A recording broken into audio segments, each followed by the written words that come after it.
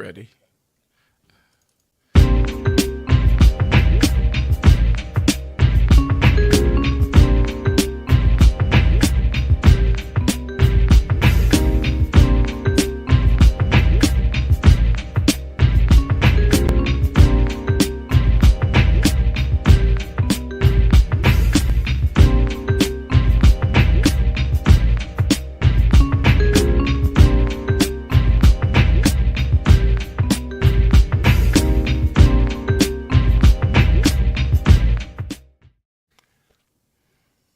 Hello, everyone. Welcome back to the Upset Podcast. I'm one of your hosts, Latasha Hewitt, and we are happy to be back with you on this Sunday. We had a week off last week, and me and my fellow upsetters have missed you. So let's bring the rest of the crew on. Hello, everybody. Hello. Good Hello. early Hello, evening. family. Yes. What's up? Hello. Welcome back. And for those of you who normally watch us, you may see an extra box there. We have a special guest joining us this evening, guys. We are so happy to have with us our esteemed colleague, Dr. David Defoe. Welcome, Dr. David Doc. Defoe. Oh, Glad thank you're you here. all for having me. I feel honored. Yes, yeah, we're honored. We're honored. You know, I think this is the first time we've ever had 7 boxes. Everybody looks great. This is going to be a great dialogue. Now, I don't know. I don't think Dr. Defoe really needs an introduction. I mean, of course, we all know him as our colleague, pastor, and relationship ministries director. However, Dr. Defoe is very skilled in lots of areas. One of them happens to be the subject matter that we're dealing with today.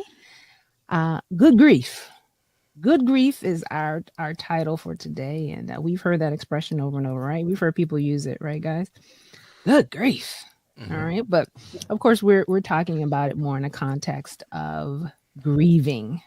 And, we've, as a conference, we've kind of been grieving a loss recently. Kinda. Yeah. Right. Not kind of, but Right. intensely been grieving. Very much so. Oh yeah.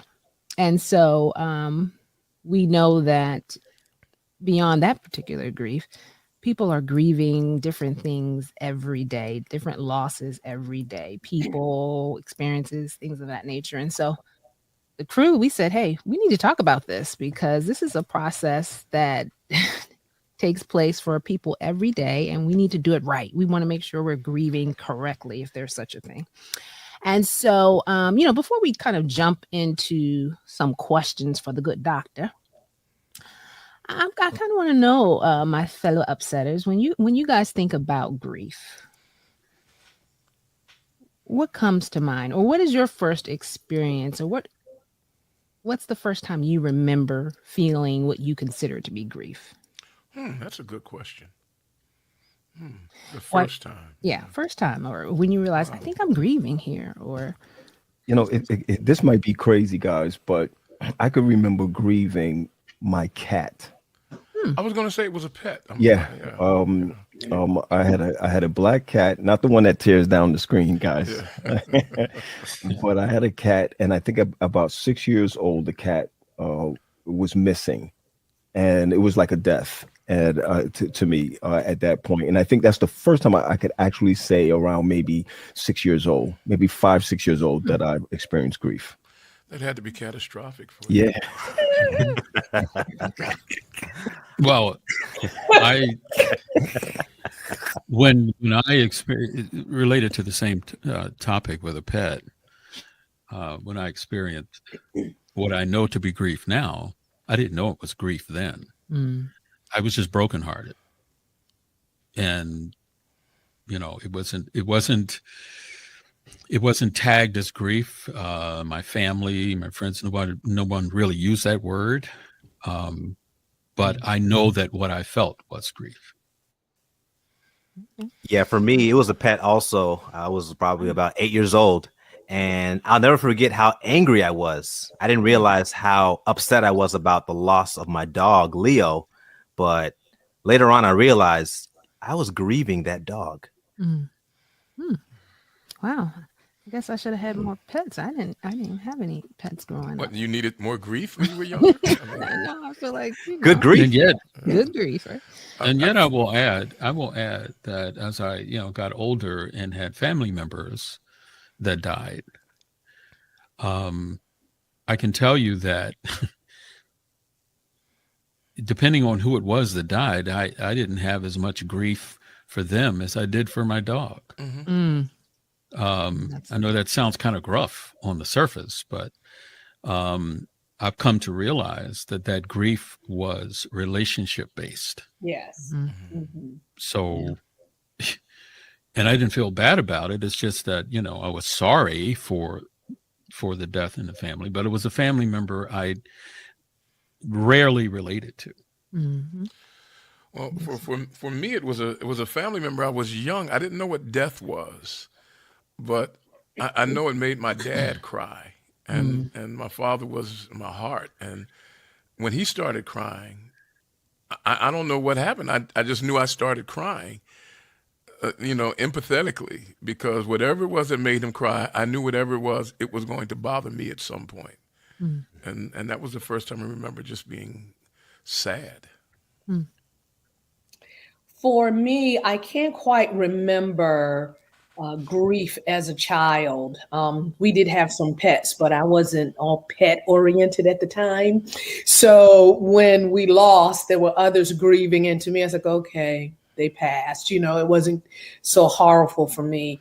But I can say as a young adult, and even still today, I struggle with grief. I struggle with the pain of loss. And even after grieving last Sunday, because the Fordhams were like family to me, just the very next morning, I get a message that my uncle passed away. He was fine Sunday, no problems, no apparent problems, but he doesn't wake up the next day. So here I am now having to do grief over grief. And so I still struggle. I struggle as an adult. I struggle as a pastor. I go to the scriptures for consolation, and I beg Jesus for the comfort that he's promised, but there is still that deep sorrow. And then my coping strategy, and I tell others, talk about it, make sure you don't hold back. The only way I know how to deal with it, I have to push it out of my mind. Last night, I woke up grieving over my uncle, and it was so heavy. I had to push it to the side and try to, get other things on my mind. So I need the good doctor today to share some techniques and things with me. But my go-to strategy is definitely prayer and the word. That's what has gotten me through. But I know not just myself, that I'm going through multiple episodes of grief. I know right now we've got multiple family members passing either at one time or within the same year or a few years. Yep. So close together. I just lost my dad last March, and then my stepmom, his second wife, in November. Now my uncle, and then all the friends and things in between. So it's just so much multiple grief. Grief is almost like you can't even recover. They almost say like it comes in threes or something like that. They always say that. But there's two things before you go, Tally. I see someone in the chat that's grieving their parents' marriage, the loss of their parents' marriage. I said, wow, that's absolutely. And I don't know how Dr. Dave is going to take us through that one, but I don't know if you could help us with this. If you look on Facebook right now, all of the parents who dropped their kids off. You might be. Well, I know I've been through it too. Definitely have been through it too. But I'm looking at this big Oakwood renaissance that's going on, and even now, Pastor Marlena, you just dropped off your son at Pine Ford. We stopped by, but I have to drop him off tomorrow. And I'm just wondering, is that also a part of grief? Even though they have not died, but the separation or something like that. So I see those two. One with the parents also. I'm ready to hear how this thing is going to roll. Dr. Defoe, can you help us define what grief is? Yeah. Can y'all just call me David? Stop playing around with me. But All right, Dr. David, can you define what grief is? I think that you all brought up some very good things. The truth of the matter is, any significant change in any normal pattern of behavior creates grief. So a lot of people think that grief is just death. No, grief is not just death. Grief is significant change, and so we don't just grieve people who we lose through death. We grieve people through divorce. We grieve people through changes. For us as pastors, our kids grieve when they move from one place to the next. You know, can you imagine what some of our children go through when they lose not only school friends but church friends? We grieve the loss of normalcy. For many of us, some of the challenges that we're having with COVID is not just those who we've lost to the disease, but the loss of normalcy, the loss of being able to go and, hang around the water cooler and gossip, to go out to lunch with coworkers, to hug relatives and friends. Those are significant losses. And one thing that we know about loss is it alters and it changes our perception on almost everything. So many people, they think that, they're depressed or they have anxiety when really and truly they're grieving. And so I think that you all have brought up some very good points. And I have sat in grief groups with people, working with people, and I have been in a group with a lady who lost her daughter and a lady who lost her cat. And the lady who lost her daughter processed her grief far better than the lady who processed her cat. And for those of you who all may be saying, well, come on, it's just a cat, right? We don't grieve people. We don't grieve things. We grieve relationships. And the strength of those relationships determine the level by which we experience the pain that we feel, right? And so the truth of the matter is, we don't like to compare. We don't compare grief. We don't compare losses. We don't say to someone who's lost someone, you know what, I know what you've been through. We don't. Because even if we grieve the same person, all of us are grieving our president, but we're all grieving him differently because our relationships with him were different. Now, he made everyone feel like they were the most important person in the world. That's just who he was. But we all had a relationship with him that was different. Mine with him was antagonistic. Every time I said something, I'd be like, yo, don't fire me, man. I was just playing. But we grieve our relationships. And so that's why sometimes we don't understand why it takes people some time to sort of meander through the period of bereavement. It's because we don't understand that we're grieving the relationship. There's a word you keep saying, David, and that is loss. Is grief always associated with loss?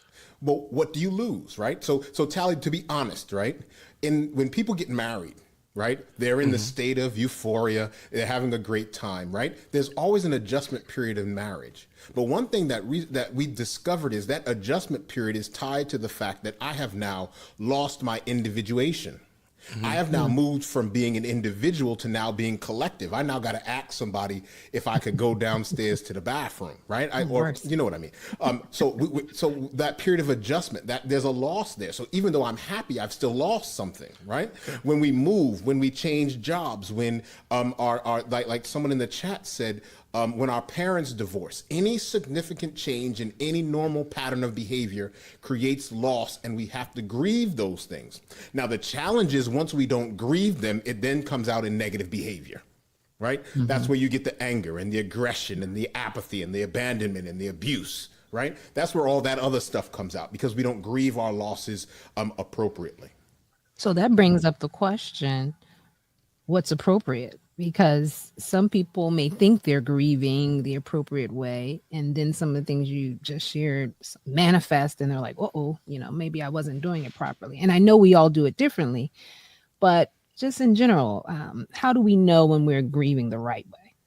So I want us to, grief is personal, and it's not prescriptive. Right. And so in grief nomenclature, we talk a lot about stages. We talk a lot about, like something like Warden's tasks of mourning. Right. We talk a lot about those things. But one of the challenges that we face is Grief is so personal in that we're grieving a love relationship with someone or something that I can't use someone else's language to describe how I feel. It's their language. So I have to figure out a way to develop my own personal language to describe the miasma of pain that I may be feeling. So I have to find my own language, right? And so when we talk about the right way is your way.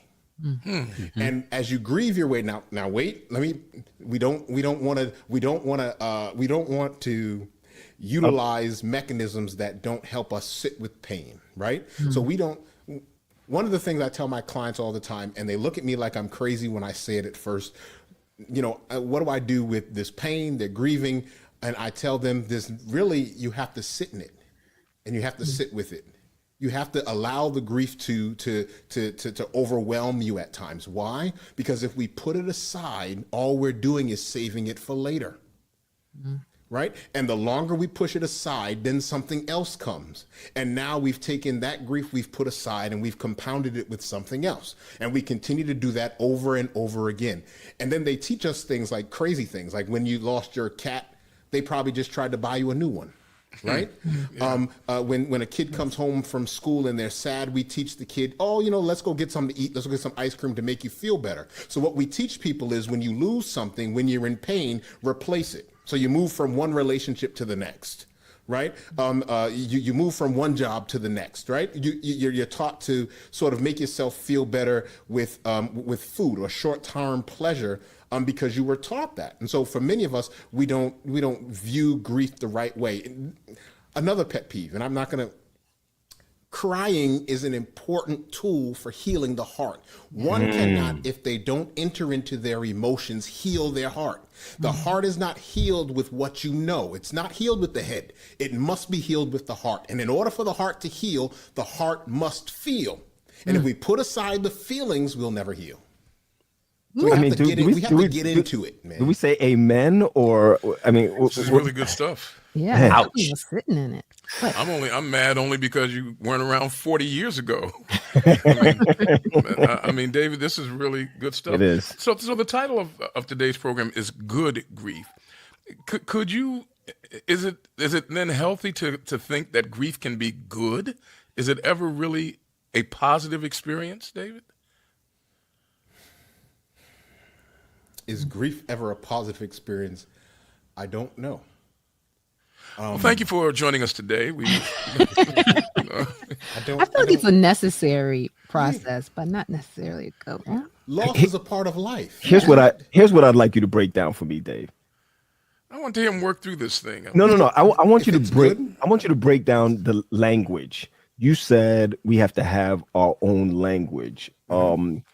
I've heard you talk about that before with anxiety and some other things. I know we've had a private discussion about that, but talk to me, unpack that language thing. It has to be your language. Unpack that. When someone asks you, how do you feel? And your response is, I don't know. What we're saying, are we really saying, I don't know? Or are we saying is, I don't want to go into myself to see myself because I don't know what I'm going to find and whether I'm going to be able to handle it, right? And many of us, we avoid asking people how they really feel because one thing we don't want to be is triggered with our own stuff, right? I don't want your pain to actuate my pain. So the quickest way for me to avoid my pain is to help you turn off your pain. Right? And so we provide comfort and hope where we should just provide space, right? We try to tell people, no, don't cry when crying is the thing that they need. Why don't we want people to cry? Because it's going to then affect us in our tears that we've put aside, right? And now we're going to enter into your pain and we've tried our hardest to put ours away. And it's going to, like there's an old Russian proverb that says, if you live next to the cemetery, you can't cry at every funeral. We teach people the art of detachment when we really don't work with our issues. We just sort of displace them, put them off, and they come up later. They come up later at unopportune times. Remember when Kobe Bryant died? A whole bunch of brothers were crying, and yes, everyone was sad that Kobe Bryant died. But many of us brothers, we found it now socially acceptable to shed tears in community, and not all of us were grieving the fact that Kobe Bryant died. I'm a Celtic fan. I cried for Kobe. I wasn't crying for Kobe. I'm a Celtic fan. I don't care, no, Lakers. But a lot of us, we're crying because we are now taking things that we have displaced. And now because it's socially acceptable, I can now express my pain that I've been carrying all this time. Well, so when we find the unique language, we have to enter into our pain. We have to understand what it is that we've gone through. We have to take a look at the continuum of our lives and measure all of those points in our lives that it seemed like we have grieved someone, we've lost someone, and then discover for ourselves, well, what was my habit? What was my tendency after all of these losses? Did I just put them away? Did I just try to pick myself up and just carry on? Did I sit down and talk with someone? Once I understand that, then I can start to understand how my innate action to grief, what that actually is. Well, how do I normally respond to pain? And for most of us, you know, if we're telling the honest to God truth, we try to put it away because who wants to be in pain, right? But that's not how it heals. That's how we store it, keep it, carry it. And then it comes out in negative behavior. Or like someone else said, self-destructive. There's a question. Just a second, Charles. There's a question that kind of speaks to what you're saying, David. Val is saying, what would you say about living with grief as opposed to processing grief? Is there a distinction? Valerie, that's a great question, right? Processing is what we do, but living it, if you have love, you live with it. If the love dies, then the grief dies. But if the love remains, the grief stays. And so we don't get rid of it because we don't get rid of the love. My love for those people that I've lost are still there. So the grief is there because the emptiness and the loss and the disconnect is still there, right?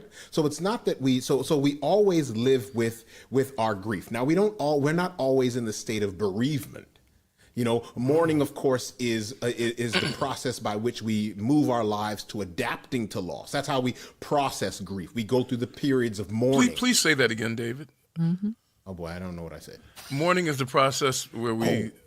Yeah, okay, so bereavement is the period after a loss, right? Okay. It's how we deal with grief in the immediate aftermath. Mourning is the process by which we adapt to the loss of people. Now, mourning does not have a time frame. Time has nothing to do with loss, grief, healing. That idea that time heals wounds, that's a bunch of specialness, okay? Almost was there, man. I was almost grieving. You almost. Yeah, I'll be out of here. Oh man. Yes. So what was I saying now? That time is not. Time is not no timetable. Yeah. There's no timetable on grief.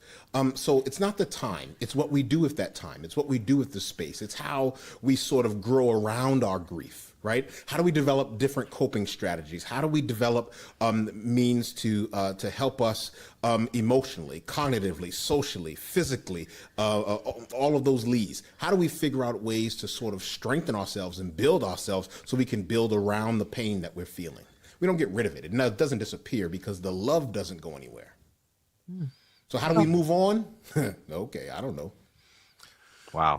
So let me ask you a theological question. So when the Bible says that God will wipe away every tear from our eyes, will God remove the love that we had for people, or? My question to you, let me answer your question with a question, Tally.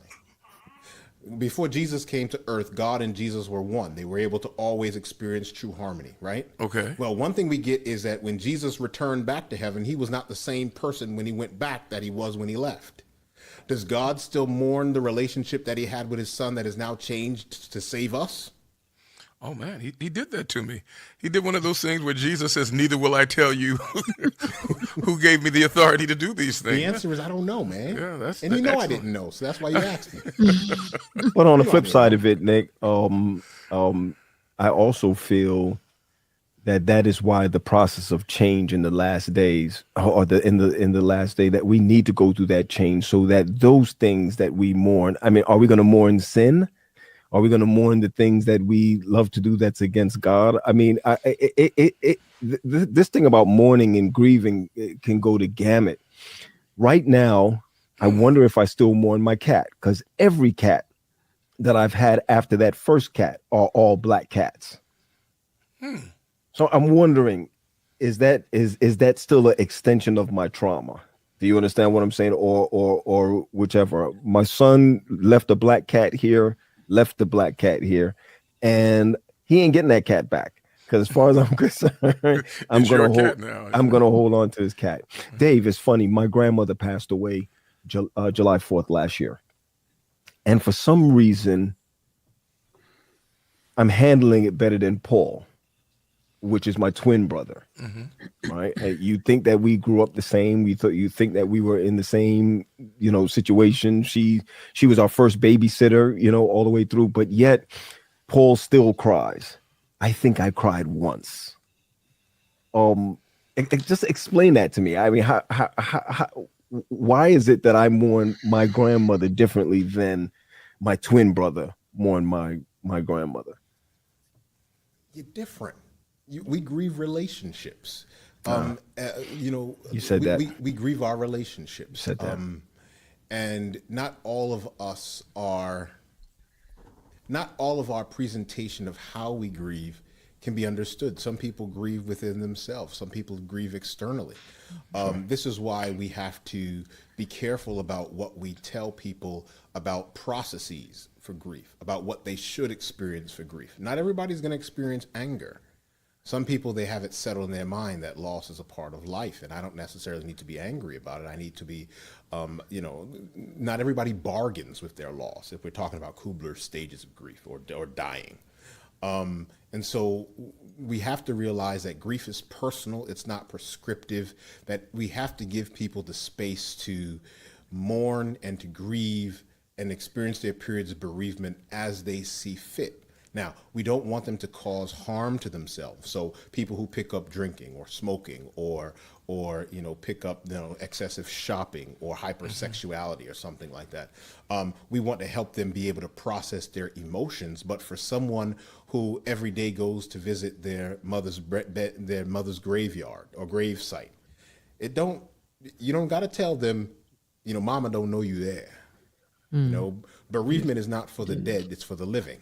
Right. So, you don't got to tell them that. You don't got to tell them, well, even if an Adventism robs us sometimes of the comfort that we get from some loss, like some people believe their loved ones are in heaven, man. It would be great if Adventists believed that, because then we're like, at least, mama's not in the ground rotting. She's up in heaven with Jesus. And, we're robbed of that. But it doesn't matter what's happened to the person that we have lost. It matters what we then do. It matters how we feel. And for many of us, if you give us the option between, like the question that people ask, what can I do for you when they've lost someone, or what can I do? Well, if you really want to do something for me, go raise the dead. Apart from that, that's really what I need right now.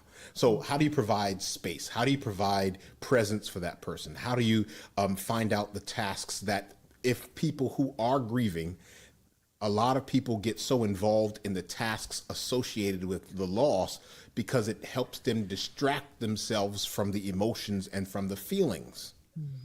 And that's okay, as long as you remember, if you're trying to help them, those feelings and emotions are going to be there after the conclusionary ritual, after the casseroles are all gone, after the people are all gone. That grief is going to come back rushing like a flood. And oftentimes we're going to leave them alone, and they're not going to have someone there to talk to. Everyone has support when someone just dies. It's after that makes the difference, because that's when people really have to sit in their grief and understand the impact of the fact that, people had filled the house, but now I'm in this house all by myself.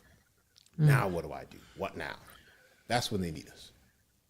Can you give us some signs, David, to look for when we realize, so that we can know if we're becoming unhealthy in our grieving? You made mention of the fact that there's some things that, like if we start drinking too much or something like that, well, not any of us, but if something like that were to occur. Any of the others? Any of the others. Right. I mean, what are some of the signs that grief is handling us and we're not handling grief?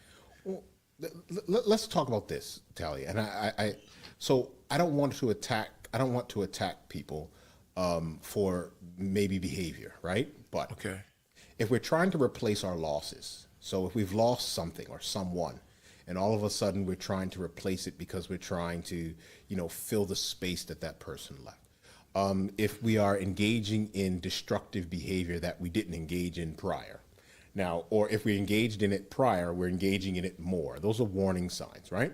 But the key is not to let people know, listen, you're engaging in destructive behavior. It's to help them process their emotions and help them process the fact that your negative behavior is tied to your desire to relieve the pain that you're feeling. And to tell the truth, the more you try to relieve your pain, the more the pain sits with you, because it comes back when you dull in your senses. It comes back when you come back to earth. You know this, Tally. When you come back to earth, they're still there. It's still present with you. And so, letting people know that there are normal, natural reactions to grief, the numbness and the sadness, the tears, the sobbing, the low self-esteem, the feeling low self-confidence, the guilt associated with it, the lack of hope or the feeling of powerlessness. All these things are parts of the natural, normal grieving experience. But we want to make sure we give people the space to express first how they feel before we attack their behavior, right? Gotcha. It's not what people do, it's why they're doing it that makes the difference, right? That's what we have to understand. The what, we can always be judgmental with the what. I have a few comments. Here's one. Sometimes it's best to say nothing and just be there if they want you there. But saying, because you don't want to, so yes, you don't want to say the wrong thing, but you also don't want the person to feel, dude, is he even listening? So saying, man, I don't know what to say, right, but I'm going to just be here with you, or something like that. At least acknowledging you don't know what to say, because you don't know what to say. What are you going to do? Like, someone has lost someone. What can you say? Like, right. What is there to say? God is coming back. He's in right. Yeah, I don't. Okay. Well, you've been saying, okay, well, what's that going to do to help me right now? Yes, I know God is coming back. You don't heal the heart with what you know. So stop talking to people's head when they lose people. Talk to their heart. Yeah, we just lost the acknowledged master in doing that. One, Henry J. Fordham. Yeah. Yeah. Charles, you were trying to ask a question earlier. Did you still have it? Yeah, in the context of the title of the program, Good Grief. First of all, is there such a thing? And if there is, can we characterize good grief as a way of, or a mechanism to get us to either coping or bringing closure?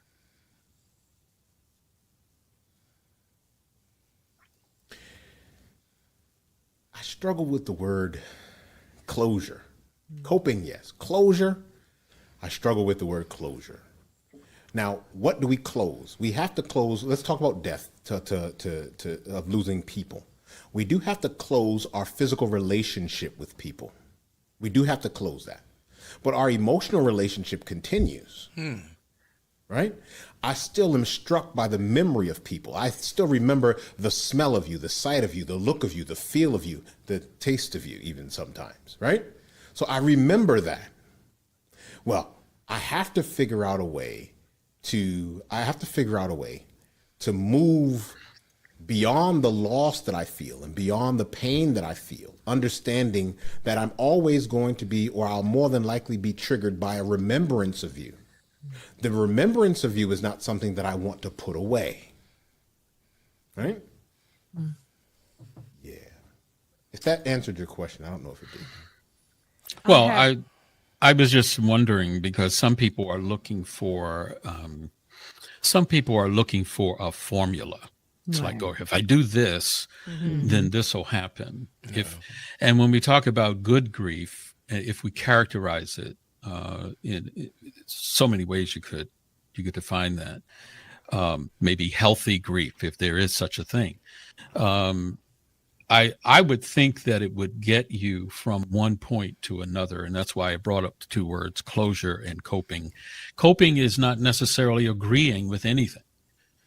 It is adjusting to a reality that you may or may not agree with. And so in the coping, right, correct. So I was just wondering, in the context of good grief, is there a good outcome? Is there a good result? Is there a good tactic in order to get you through the heartbreak and the memory? Well, memories will always be there, because I know that some people are just looking for, okay, what button do I push? What do I do? Mm-hmm. Or I've been doing this for 4 months. You know, I got to get to a point where I got to, like, hey, life move, you know, Like you're goes tired of on. crying, right? Yeah. Mm-hmm. And it's beyond life going on. It's life has to be reshaped, reformed, reorganized, reinvented. Even when we lose things, the lives that as we've known them are over. You know, we have to invent something new. And so, looking at good grief, and looking at what good grief looks like, it's building a life that, yes, celebrates the legacy of those people or individuals that meant something to me, but it's also figuring out how I can exercise my daily routine and do it appropriately. How can I not get overly involved with the emotional responses to my pain so that I'm interrupted in my ability to live life, to learn, to love. It doesn't infect my interpersonal relationships. There's also no end point to say someone has moved beyond this. It's personal. It's for us to decide. Can I say to you that when you look at pictures of your loved ones, you won't be overly triggered by them? No. But being overly triggered by them, is that a bad thing? Well, it's a bad thing if you can't function, but is it a bad thing if you can function? No. You know?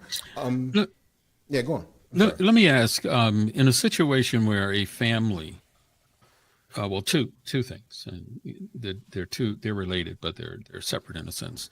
You hear of families in war-torn and distressed areas who will lose up to 5, 6, 7 family members at one time. Mm-hmm. And they're alive, and they feel like, well, everybody else is gone. Why am I still here? Does that affect the grieving process? And number two, an individual who is a member of your family or someone you're close with, or close in terms of knowing them or relating to them, and they were a negative issue in your life, and you lose them, can a person feel like they have to grieve? And when they don't grieve, do they feel like, well, I'm heartless or whatever? But if the relationship was of such that it was negative, the grief actually turns into relief because that negative entity is no longer in their lives. Wow. That's a good one.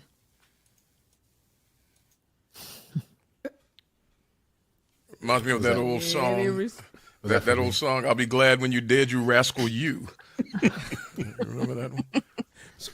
That was before us. I don't know what you're talking. Yeah, y'all old. Y'all old. My friend Marlene. My friend. Yeah. So we do have to have a distinction between trauma and grief, right?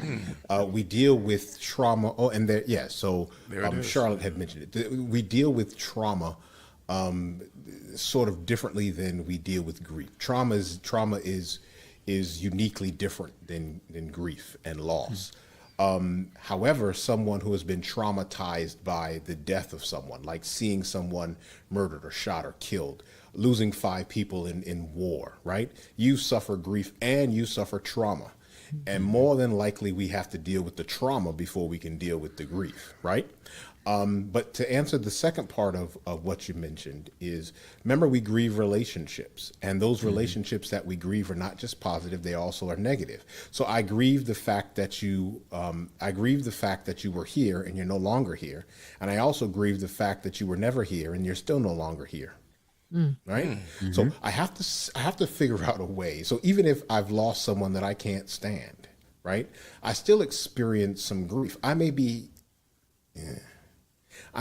okay with their physical presence not still being around, especially if they've caused me pain. I now feel safer because they can no longer hurt me, right? But I also I'm also going to grieve my fear response. Now, I'm not going to grieve it the same way that I would grieve if someone it makes me happy, but still, I have to put back my whole life. I've dealt with a relationship without my father, and now he's dead, and so now I have to put aside the hope that one day we could reconcile, because now that's no longer possible, right? And so I want you to understand the reason we don't compare losses is because it may seem to be something small to you, but to someone else it may be large. Someone may have been hoping all their life that I would get a phone call, that he'd stop by, that would be able to navigate a new relationship, and now he's gone. I'm not grieving his presence, I'm grieving his continued absence, because now I've lost the hope that will change, right? And so, like someone was in my office the other day, and they're talking about the loss of a child is the toughest loss that you'd ever experience. And I would tell them, I've never lost a child, and God, I pray I never do, right? But I was telling them, you can't make that assumption, because you don't know. Even if you've lost a child, you can't say to someone who's lost, this is going to sound wrong, lost a dog that was everything to them, that the loss of your child is to a deeper degree, because we lose relationships. You may have had, never mind, I'm not going to go there. But you may have had more children. This person may have lost everything. When this, we just don't know. We have to see people as individuals, and most importantly, not compare losses, and never, ever make the mistake of telling someone who's grieving that you know how they feel. Yes, You do not. Yes. You do not. You said a very good point, Dave. Never compare losses. I think that's very important. I want to go to a point that has been said about grieving and mourning, and as adults, right, there's no time frame, and it affects the behavior, and sometimes people act out and they don't know that it's a part of grief. How do we deal with that with our children when they have gone through multiple grief episodes just like us, right? And children may not be able to verbally say how they feel, what's really going on with them, and so then they start to act out. How do us parents deal with that? So if I'm in pain, right, and I don't have the emotional language, emotional strength, or even the emotional space to express the fact that I'm in pain, if I can't cry out what I feel, I'm going to act it out instead, right? And so just like, you don't attach someone's behavior to who they are, we have to be very careful, especially when we know our children. And, our children are going through some things that we can't even imagine, right? 50% of all anxiety disorders are diagnosed before the age of 14. Wow. 75 before the age of 24. So our children experience huge levels of anxiety, fear, all of these things. So the most important thing we can do for our child is to make sure we create a space where they can talk to us, where they know that they can come and they can, empty out their emotions, how they feel. And then we have to also provide the environment for them to be able to explore those emotional responses and those pain that they feel, in safe spaces. We have to allow them to see their school therapist, or to go and talk to, a youth leader, where they can feel like they can express the pain that they feel. And then sometimes as parents, we're the source of our children's challenges, right? And it's not just because we created that environment. For some of us, our children have challenges because they have us in them. And we have to be cognizant of that. You can't discipline you out of your child. That's another show. Let's move on, please. Sorry. but anyway, so just making sure you create the space. Yeah. Well, Dave, I wanted to ask you, because you're talking about like losing an individual, but we also earlier talked about even a divorce or something of that nature, experiencing grief over that. And I've seen situations, since we're talking about children, where a spouse, they divorce and one spouse remarries, and the child may still be grieving the loss of that, that couple, that parental, that union of parents in one household, and one parent remarries, and there's anger there, because I'm assuming it's because I'm still grieving that you guys are apart, and it seems like you're moving on. It's almost like you're disrespecting my grief. How do we deal with situations like that? And am I right in my assessment that may be where some of the anger is coming from? Some of the anger, and then also children don't understand the complexity of adult relationships. And so the only constant, or the only thing that they can come up with, is that it was their fault. We think that children can't hear the truth about certain things because, I don't know why we don't think that. Children know more than we know. We just don't think that they know.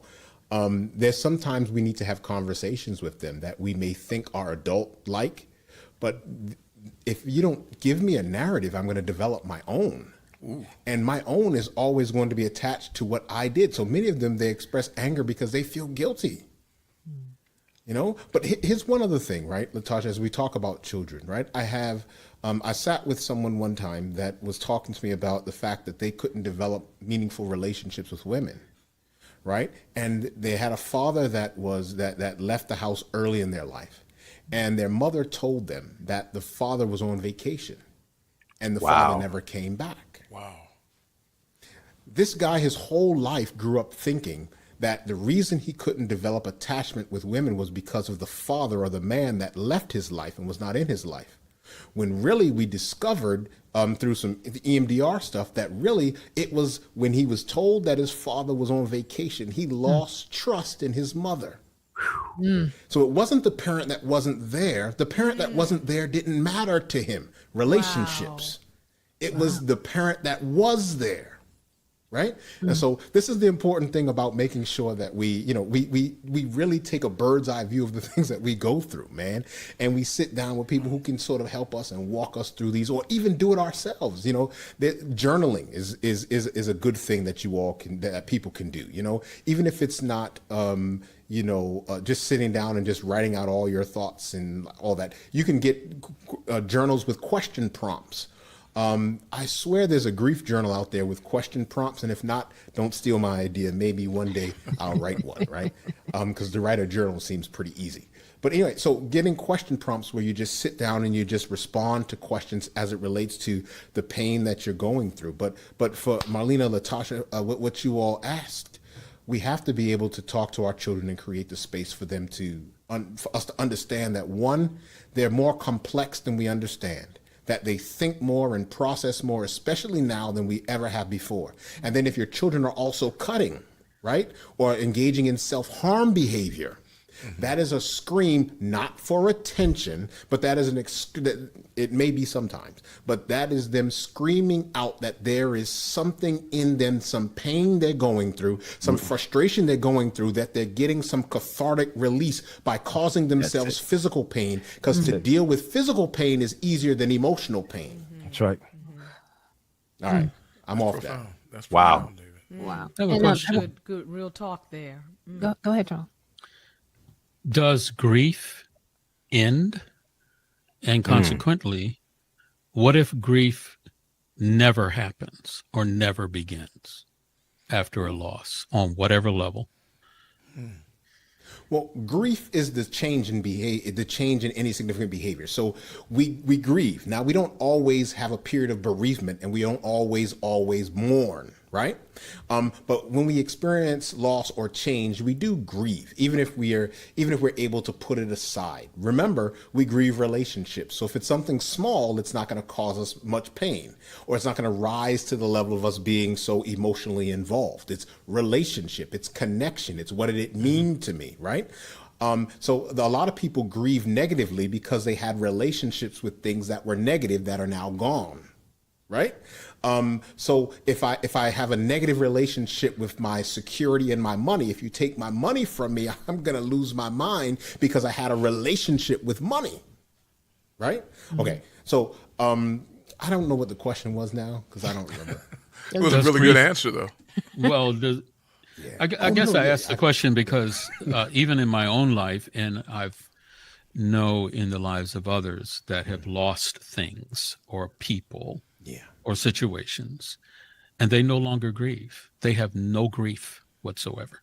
It doesn't even come to mind. Even if you try to remind them, it's like Teflon, just rolls right off. Wow. And Is that a coping strategy? Sure, but we can't tell someone that they're deflecting or that they're ignoring it. Maybe perhaps they have built enough security around their grief that it has now become, because they have grown, the grief is now smaller or not as large. It is possible. We don't compare losses. We don't compare reactions to losses, right? There's some people that do not want to discuss their emotional responses to some of the things that they're going through. They just want to keep it to themselves, and that's perfectly fine. But one thing we want to make sure people don't do is we want to make sure that they didn't develop some maladaptive coping strategy of grieving by themselves, in that they felt like they couldn't cry with other people, so they had to go to their room and cry. That they had to be strong and not express their emotions, so they had to hide them. So if you put them away purposefully because it helps you, is different than you developing or you just doing what has always become normal to you and you're just putting it aside. And then one day someone comes and they ask you to open it up, and all of a sudden all this stuff that you thought you were dealing with on your own personal level just blows out all at once. Hey guys, Is there? go ahead. Is there I just want to ask this one. No, go ahead. Go ahead. And I'm basing it on conversations I've had with people, thought patterns of my own. And for instance, a situation where a spouse loses their mate, husband, wife, and within 6 months they remarry. There have been people who have said, "Wow, boy, that was a short mourning period," because they jump right out and have another relationship. What's to be made of that? Because people get judged. True. Well, it was only 6 months. You lost your wife and now you're married again. What's up with that? It's like, are you supposed to not get married again? Or if you do get married shortly after losing a spouse, what does that say? Does that say anything? Chuck, it could be 3 years. They'll still say it's too short. Or it could be 5 years. They'd be like, man, the body ain't even cold yet. And you get married. Right. Yeah. But folk are judged by those. They're judged by that, And incorrectly. Because we don't know. We don't know why someone does what maybe they want to experience love, connection, relationships, maybe they want to have sex. I don't know. Maybe there could be all kinds of reasons. Well, and not go to hell Nick, for it. I don't know. Nick, do me a favor. Yes. Just in this show, okay? Just keep it. What I love about David is it's coming right down Broad Street. Yeah, right. Right. You don't have to worry about him hiding a point. You're a preacher. Handle this passage of scripture as we prepare to close. Jeremiah chapter 10, verse 19, one of my favorite passages whenever I'm contemplating having to do a funeral. Jeremiah cries out, "Woe is me for my hurt. My wound is grievous, but I said, truly, this is a grief, and I must bear it." Is that for me? Yeah, man. I'm a therapist, man. Come on. No, okay. Whoa! Truly, this is a grief, and I must bear it. Yeah, we have to see we have to experience and see our losses and see our pain. Right? We don't deal with pain by putting it aside. We deal with pain by entering it, by allowing it to instruct us, by allowing us, because the only way through this is the only way beyond this is through this.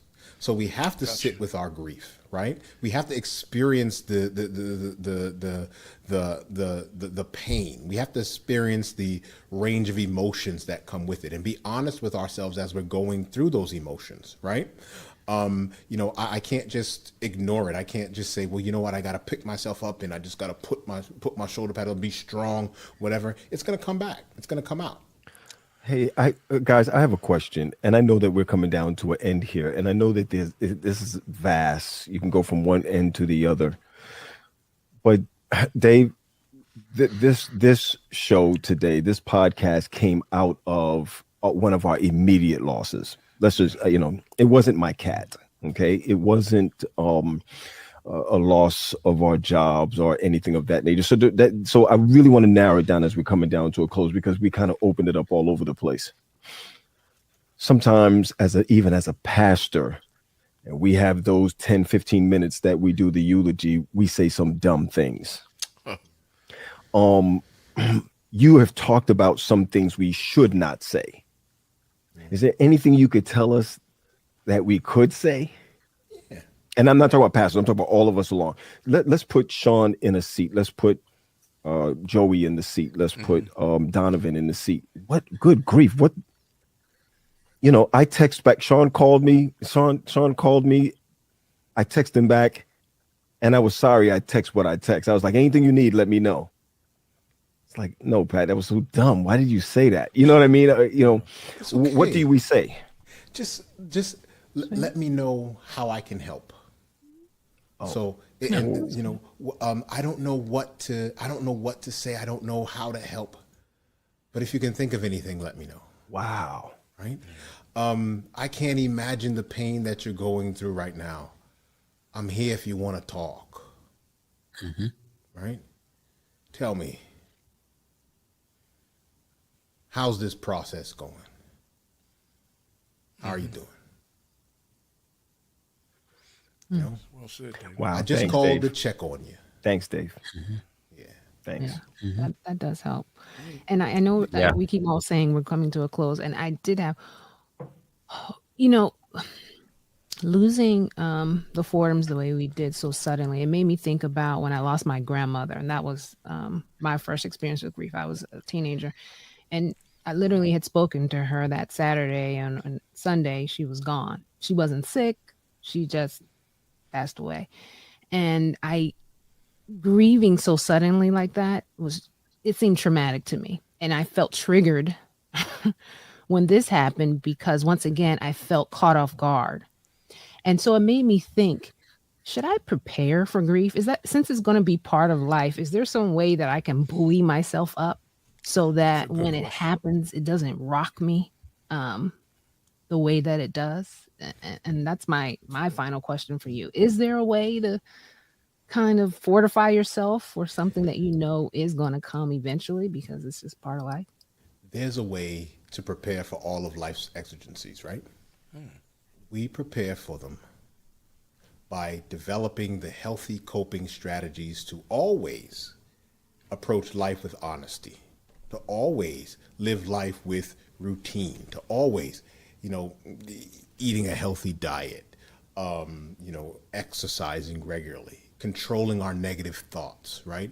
Accepting our humanity, all these things, being honest with yourself about how you feel, engaging in self-soothing activities on a daily basis that help you sort of become present in the moment, be mindful of the moment, not working so hard that you miss all of life, or life passes you by. Not taking vacations, all these things, man.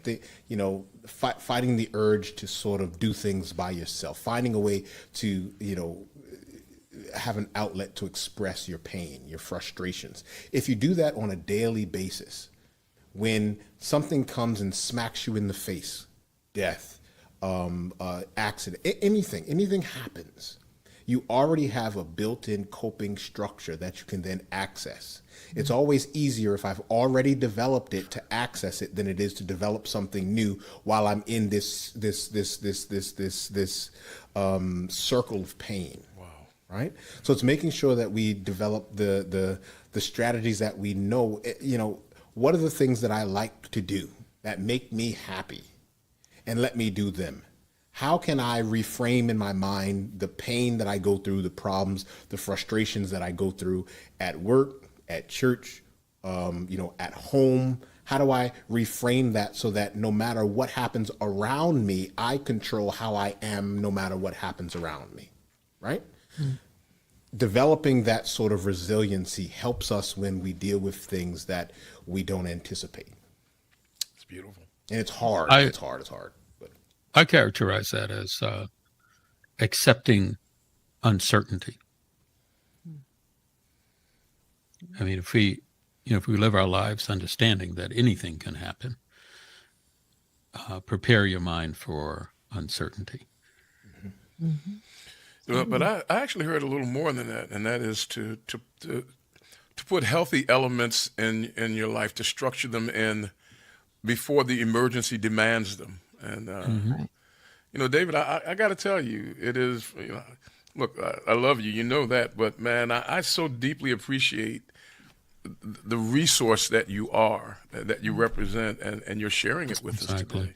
Exactly. Absolutely. And I'm glad you used that word resource, because that's a nice. Oh, did you want to say something? There was one comment in the chat that I wanted to just address about the word about developing, right? Which Charlotte just said, right? No, we're not prepared, or none of us were prepared. And when we talk about developing a structure, it's living life with normal things that we can utilize and access in times of pain, so that when something like that hits me, I know that this is time for me to go outside and take my daily walk. And because it's habit, I go out and do it. No, it's not going to put aside the pain that I feel, but it's going to help you access the innate resources that you've already developed. Yeah. So developing sort of a self-care routine, and then accessing it when I'm feeling down, when I'm feeling depressed, when I feel like things are falling apart around me. So I'm not saying we develop it in those moments, but we develop a habit, and then we utilize those habits to help us heal our pain. The pain is still going to be there, right? But it helps us not feel like we don't know what to do. So when we don't know what to do, we do what we always do. Beautiful. And it's not what we feel, it's what we have developed a habit for. And those habits will help us. A healthy habit too. Yeah, healthy habits, yeah. I hope that made that cleared that up. I'm sorry if that was definitely cleared it up. It did for me. Yeah, that was great. I was mentioning the fact, Dr. Defoe is a great resource, and he's also provided some great resources, additional resources. Did he give them to us free like they do on Ellen? Yeah, they on that website, Marlene. They on that website. Yes, I love that. So we do have a page on our website that our Relationship Ministries Department has put together. Is resources for loss and grief. That website web address is visitac.org/grief. And on this page, there are a lot. Dave, you want to tell them some of the things that they can find there? And I can try to scroll there. Yeah, there's grief resources for children, for adults. There's grief resources for churches. If you're a church leader and you want to help individuals navigate grief, there's resources on there for pastors. There's resources on there for mental health services. There's an amalgamation of resources on there for you to utilize as it relates to grief and coping. There's also some systematic structures that are linked there for dealing specifically with grief, like the Grief Recovery Institute. There's Grief Share, there's Divorce Care. All those links are there on that particular page of the website. Thank you. Sorry, I didn't scroll it. Excellent, Dave. It is. Thank you. Mm-hmm.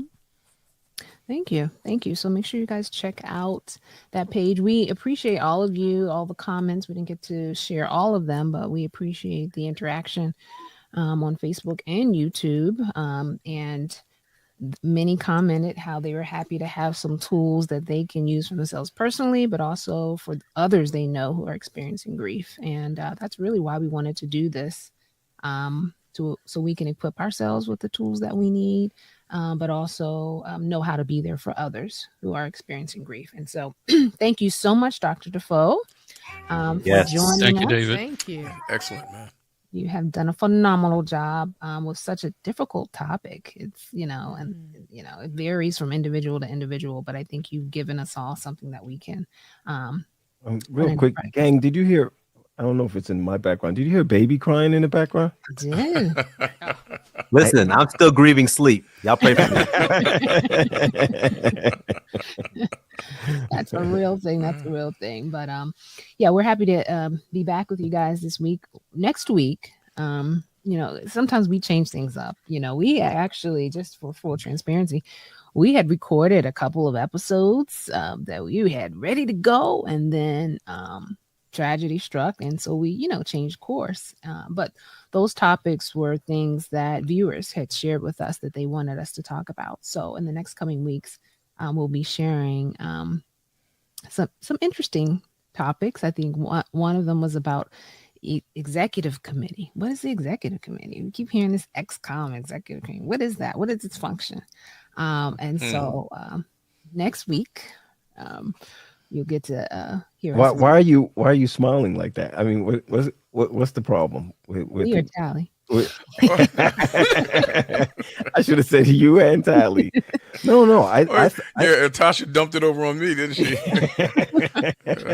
No, I do think that some of the ones that we recorded before was great. I see that we didn't want to put them out. Let's just let them know. And like you said, in full transparency, it wouldn't have seemed something that we would put out during the time of this, but it was interesting. Oh, yeah. I can't wait to watch it because I can't even remember all the bad things Tally said about.